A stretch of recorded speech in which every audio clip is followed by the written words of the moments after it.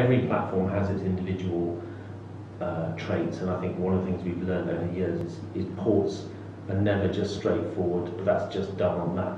You always need to make a few changes, and I think you always need to make changes so that it feels natural on that platform.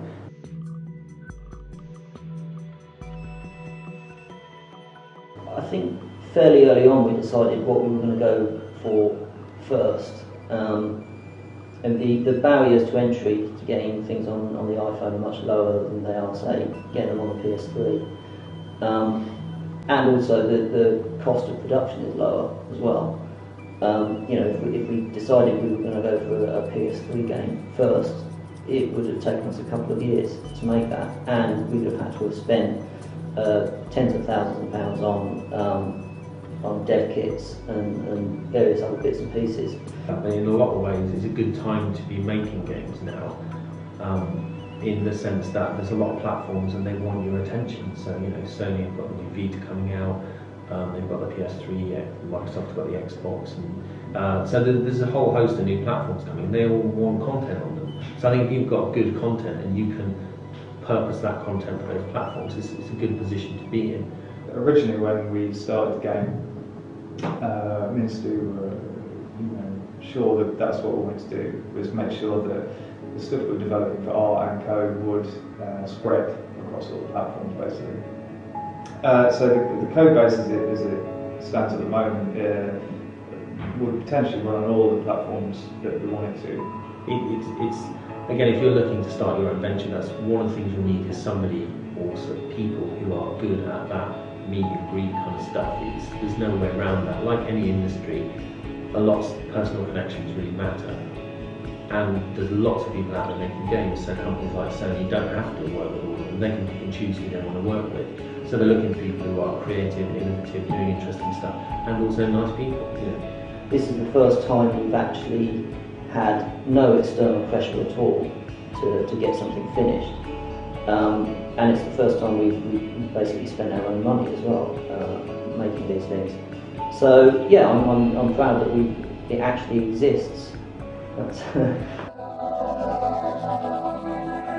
The end result is pretty close to what we agreed to do right at the start, and that can sometimes be quite a difficult thing to do in games development. Quite often the end result is actually nothing like what you started out wanting, and often it's a disappointment compared with the grand ideas that everyone had right at the start.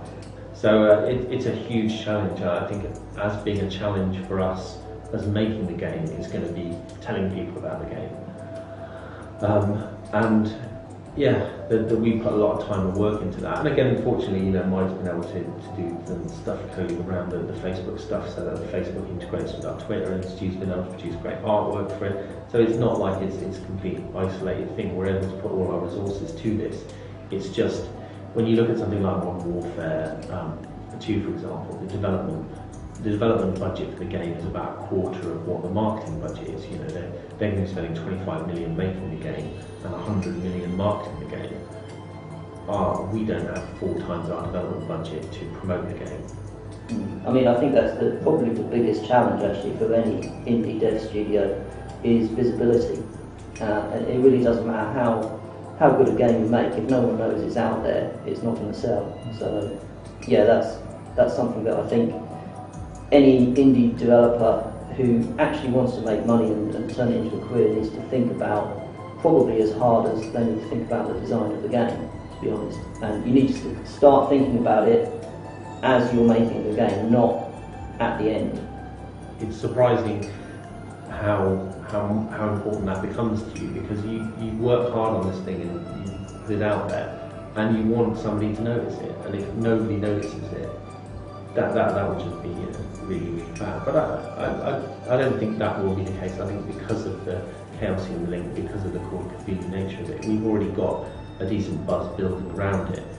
We just don't want to shatter their expectations.